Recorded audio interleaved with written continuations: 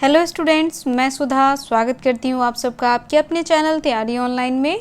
आज हम डिस्कस करने जा रहे हैं क्लास 9th का वर्कशीट नंबर 37 और वर्कशीट है 28 सितंबर 2020 का।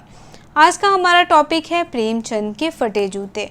तो चलिए डिस्कस करते हैं वर्कशीट नंबर 37। अगर आप हमारे चैनल पर नए हैं तो आप हमारे चैनल को सब्सक्राइब कर लें, बेल आइकन को दबाएं ताकि सभी नोटिफिकेशन आप तक पहुंचता रहे। वीडियो को लाइक करें और अपने दोस्तों को शेयर अवश्य करें ताकि उन्हें भी हमारे वीडियो से वर्कशीट को सॉल्व करने में हेल्प मिल सके। तो बच्चों, आज का वर्कशीट 37 हिंदी का वर्कशीट है। आज के वर्कशीट का टॉपिक है प्रेमचंद के फटे जूते और यह एक निबंध है जिसके लेखक हैं हरिशंकर परसाई जी। बच्चों, हरिशंकर परसाई जी एक लेखक हैं और लेखक के साथ साथ एक व्यंग्यकार भी हैं, जिन्होंने अपनी व्यंग रचनाओं के माध्यम से हमारे मन में गुदगुदी ही पैदा नहीं की, बल्कि हमें उन सामाजिक वास्तविकताओं के आमने सामने खड़ा किया जिनसे किसी भी और राजनीतिक व्यवस्था में पिसते मध्यवर्गीय मन की सच्चाइयों को उन्होंने बहुत ही निकटता से पकड़ा है। तो आज हम उसी महान व्यंग्यकार हरिशंकर परसाई जी की रचना प्रेमचंद के फटे जूते पढ़ेंगे। प्यारे बच्चों, प्रेमचंद के फटे जूते नामक पाठ एक निबंध है जिसे हरिशंकर परसाई जी ने प्रेमचंद के व्यक्तित्व की सादगी का विवेचन करते हुए कहा है। आज की दिखावे की प्रवृत्ति एवं अवसरवादिता पर व्यंग किया है। वे प्रेमचंद के व्यक्तित्व के बारे में तो बताते ही हैं, साथ ही अपने बारे में भी बताते हुए क्या कहते हैं, आइए इस गद्यांश को पढ़कर जानें और पूछे गए प्रश्नों के उत्तर दें। तो बच्चों, हमने देखा कि प्रेमचंद के फटे जूते हरिशंकर परसाई जी द्वारा लिखित एक निबंध है। प्रेमचंद का फटा जूता, यह शीर्षक प्रेमचंद की सादगी को बताता है। प्रेमचंद जी बहुत ही सीधे साधे इंसान थे, लेकिन प्रेमचंद अपनी रचनाओं के माध्यम से उस पराकाष्ठा तक पहुँचे जहाँ पहुँचना आज हर किसी के लिए संभव नहीं है। तो चलिए आज का गद्यांश पढ़ते हैं जो संबंधित है प्रेमचंद जी से। फोटो ही खिंचाना था तो ठीक जूते पहन लेते या न खिंचवाते। फोटो न खिंचाने से क्या बिगड़ता था?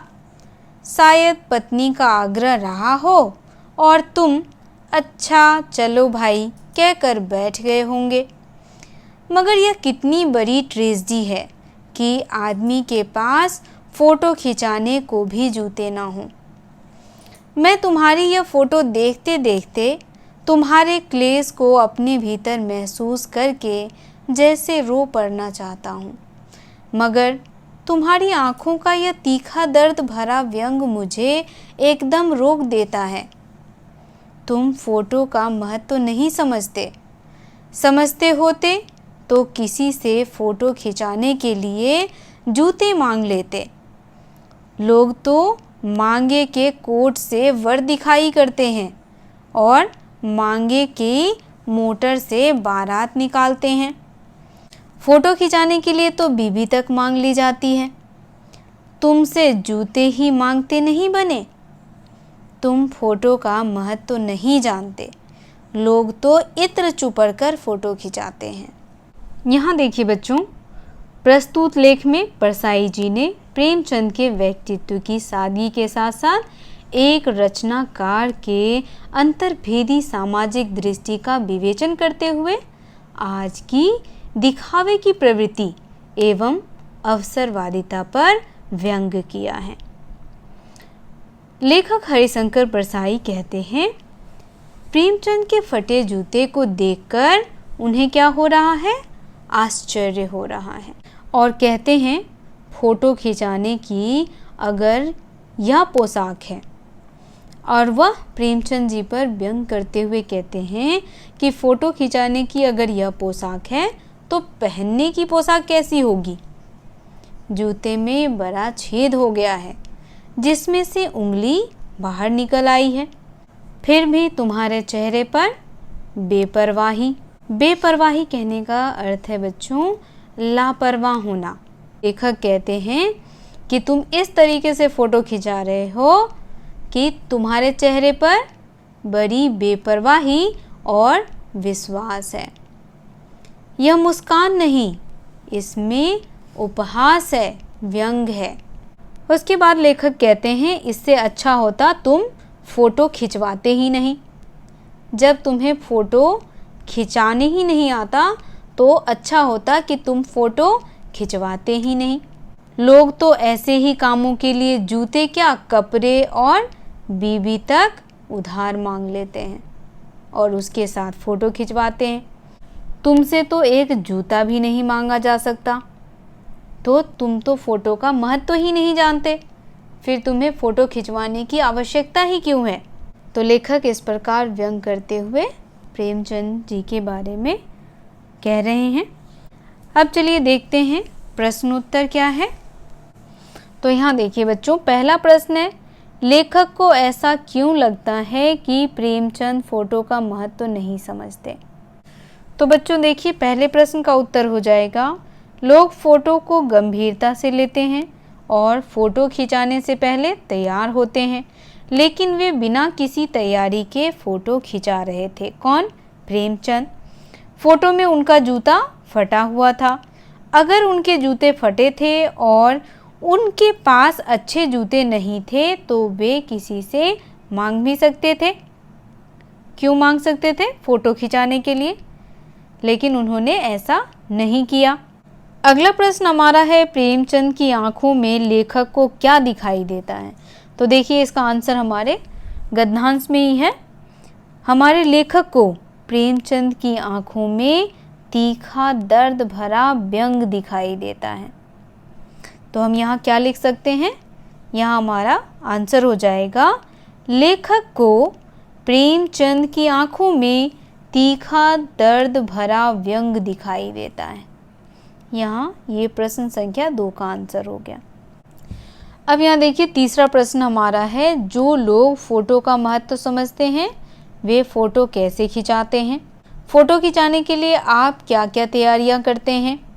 तो बच्चों, जो लोग फ़ोटो का महत्व समझते हैं वह अच्छे से तैयार होकर के अच्छे अच्छे कपड़े पहन करके फ़ोटो खिंचाते हैं। कोट पहनते हैं, टाई पहनते हैं, शूज़ पहनते हैं और यहाँ तक कि इत्र भी लगाते हैं। तो चलिए इसका आंसर देखते हैं। तो देखिए प्रश्न संख्या 3 का आंसर हो जाएगा, जो लोग फ़ोटो का महत्व समझते हैं वो बहुत ही बन-ठन कर, सज संवर कर फ़ोटो खिंचाते हैं। फ़ोटो खिंचाने के लिए वे अच्छे कपड़े, कोट, जूते और तो और इत्र भी लगाते हैं। तो ये हो गया हमारे प्रश्न संख्या 3 का उत्तर। अगला प्रश्न हमारा है, लेखक किस ट्रेजेडी की बात कर रहे हैं। तो बच्चों, ट्रेजेडी शब्द का अर्थ होता है दुख, दुर्घटना, तो इसे हम ट्रेजेडी कहते हैं। तो यहाँ पे लेखक किस ट्रेजेडी की बात कर रहे हैं।